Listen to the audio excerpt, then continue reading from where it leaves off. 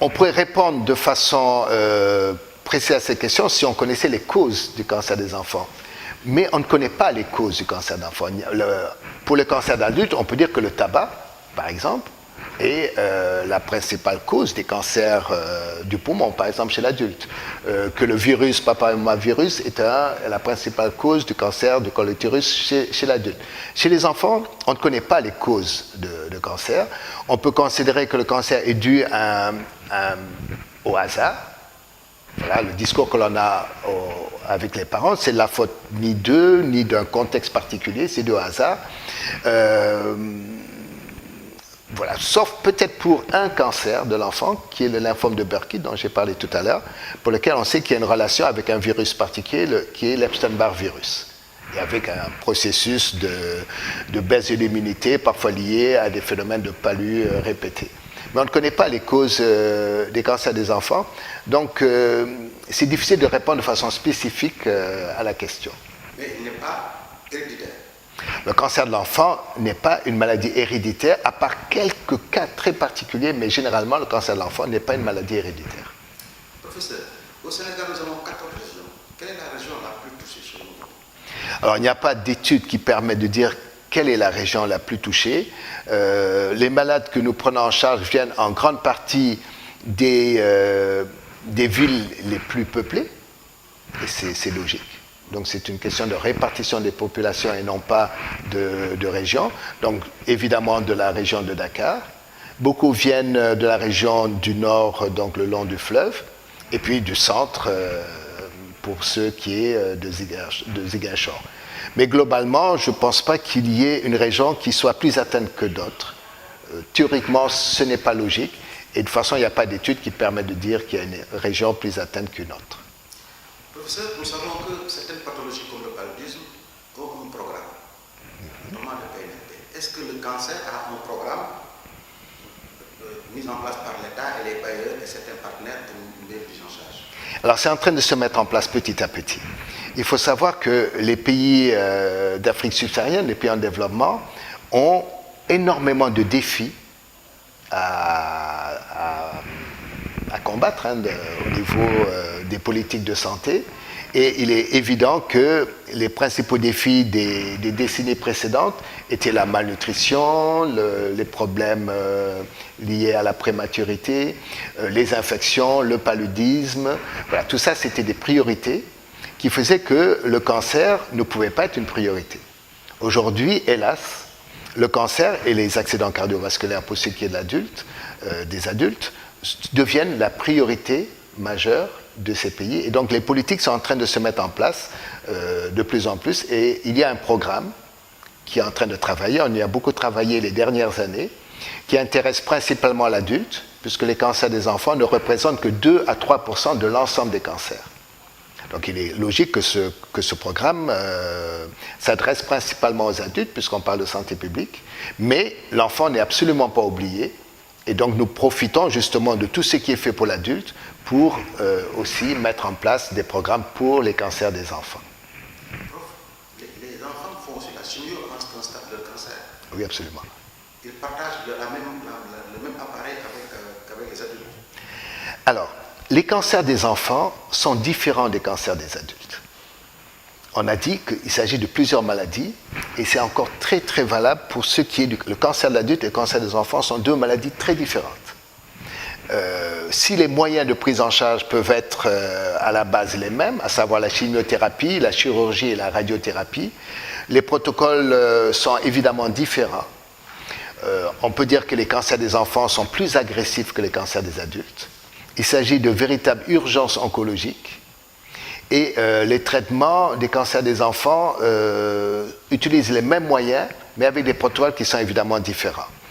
La chose qui est très importante en matière d'oncologie pédiatrique, c'est de savoir que les cancers des enfants sont des maladies que je qualifierais de curables.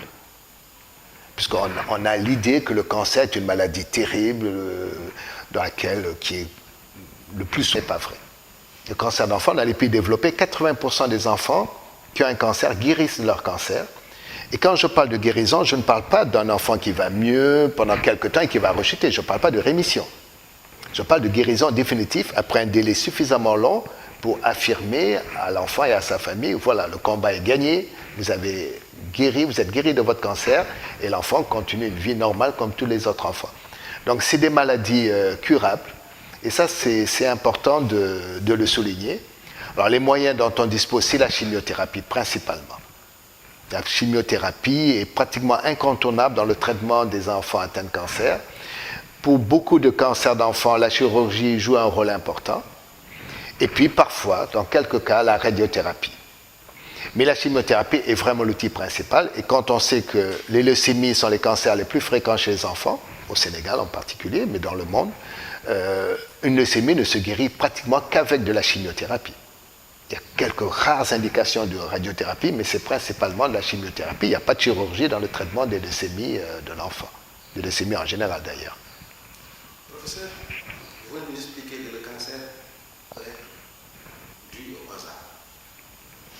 Alors, qu'est-ce qu'on peut faire, selon vous, pour que les enfants du Sénégal, les Sénégalais les tout petits, puissent quand même se prémunir pour éviter le cancer? Alors, aujourd'hui, en ce qui concerne le cancer de l'enfant, il n'y a pas de prévention primaire du cancer de l'enfant puisqu'on n'en connaît pas les causes. Donc, on affirme que c'est dû au hasard, à des phénomènes d'anomalies chromosomiques qui s'installent et qui aboutissent à la cellule cancéreuse. Donc, on ne connaît pas les causes du cancer, donc on ne peut pas mettre en place une prévention primaire du cancer de l'enfant en lui-même. Toujours est-il qu'il est important de mettre en place ce que je vais appeler des préventions secondaires, c'est-à-dire vacciner l'enfant contre le virus papillomavirus pour éviter le cancer du col de l'utérus à l'âge adulte. C'est quelque chose qui va se faire dans l'enfance, qui intéresse l'enfant, et qui est une prévention du cancer de l'adulte. Avoir une hygiène de vie, inculquer à son enfant une hygiène de vie, des habitudes alimentaires, une hygiène de vie, une bonne hygiène de vie, permet de prévenir de beaucoup de cancers de l'adulte. Lutter contre le tabagisme, de façon générale, et en particulier chez l'adolescent, le jeune enfant, est une façon de prévenir le cancer d'adulte. Donc l'enfant est concerné dans la prévention générale des cancers, mais le cancer pédiatrique en lui-même n'a pas de cause, survient relativement tôt, et il n'y a pas de prévention primaire pour le cancer de l'enfant en tant que tel. Professeur, nous sommes pratiquement à la fin de l'émission. Juste un message pour une veillante femme, veillante maman, dont les enfants souffrent de cancer. Alors, le premier message que je voudrais dire, c'est d'abord de réaffirmer que le cancer est une maladie curable.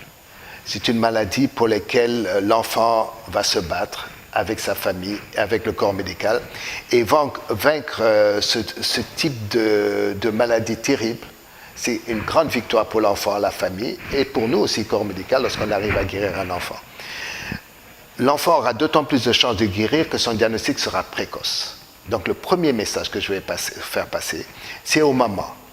Lorsqu'elles constatent quelque chose chez leur enfant, ne jamais minimiser les premiers symptômes.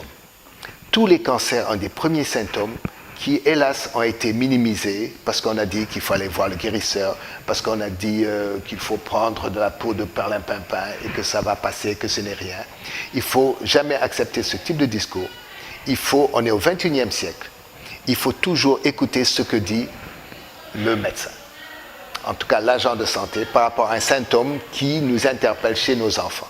Donc, à nos mamans, chaque fois que vous voyez quelque chose d'anormal chez vos enfants, allez consulter et écoutez ce qu'on vous dit. Et il faut consulter un agent de santé, et non pas la voisine ou la grand-mère. Donc ça, c'est le premier conseil. Lorsque, hélas, le cancer s'est déclaré dans une famille, c'est un combat qu'il faut mener. C'est un combat difficile, c'est un combat long, mais c'est un combat dont on peut sortir très grandi parce que l'enfant peut guérir de son cancer.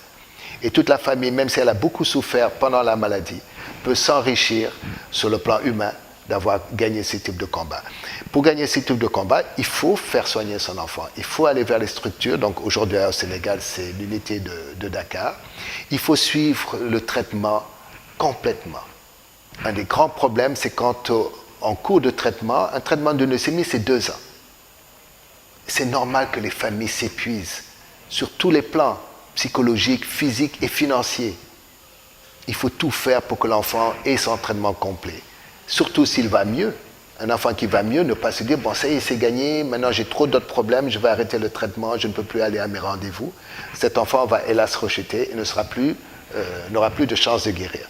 Donc, quand le cancer est dans une famille, faire son traitement, suivre les conseils de l'équipe médicale et voilà, guérir de ce cancer. C'est une des principales satisfactions que l'on a lorsqu'on a la malchance d'être dans ce type de situation. Professeur, merci beaucoup. C'est moi qui vous remercie. Que nous avons reçu. Un petit mot sur Vision Santé. C'est un site d'information médicale destiné exclusivement au corps médical et aux usagers de la santé. Vous pouvez avoir un mot là-dessus. Vision Santé. Ben, moi, je trouve que c'est une excellente action. Ce sera une plateforme dans laquelle on pourra nous exprimer et surtout échanger. Là, aujourd'hui, j'ai donné un certain nombre d'informations et d'avis sur le cancer de l'enfant. Ce sera un plaisir pour moi d'échanger avec mes autres collègues sur ce sujet, d'enrichir le sujet. Je suis dans une équipe avec 2 autres médecins, une équipe très large, en particulier 2 autres médecins que sont le docteur Fatou Bintou Akonde Diagne et le docteur Ndella Diouf. Et voilà, nous sommes tous à la disposition de nos amis et collègues, confrères, pour échanger sur le cancer des enfants. Merci à Vision Santé, absolument.